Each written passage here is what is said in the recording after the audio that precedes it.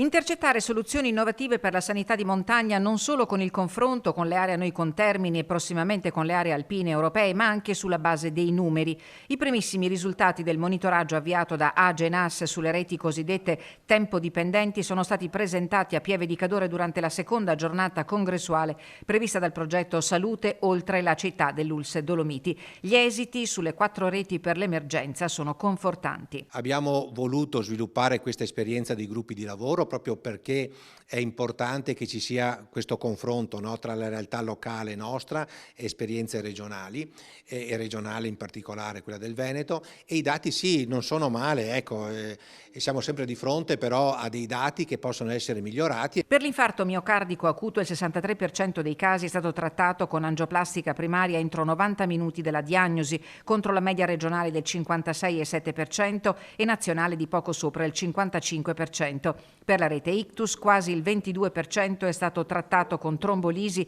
contro una media regionale del 18% e nazionale del 13%. La rete dell'infarto, la rete dell'ictus, la rete del trauma e la rete appunto del neonato sono delle reti importanti che devono essere continuamente sviluppate, manutentate, ampliate, e questo è quello che vogliamo fare. Imprescindibile il lavoro di rete per il futuro del sistema sanitario di montagna per rispondere in maniera forte, reale e appropriata alle necessità dell'utenza. Abbiamo una rete ben strutturata, abbiamo deciso di confrontarla con dei dati, con delle misurazioni, perché misurare è l'unico modo per poi poter migliorare e per avere un riscontro oggettivo. A fine lavori è stata presentata la proposta di un documento di consenso che propone i dati del monitoraggio, che consente una valutazione oggettiva e terza del funzionamento e dell'efficacia delle reti, al di là dei vissuti personali e dei singoli casi. Rafforzare la rete perché vogliamo migliorare continuamente le prestazioni e il ritorno di salute per la popolazione.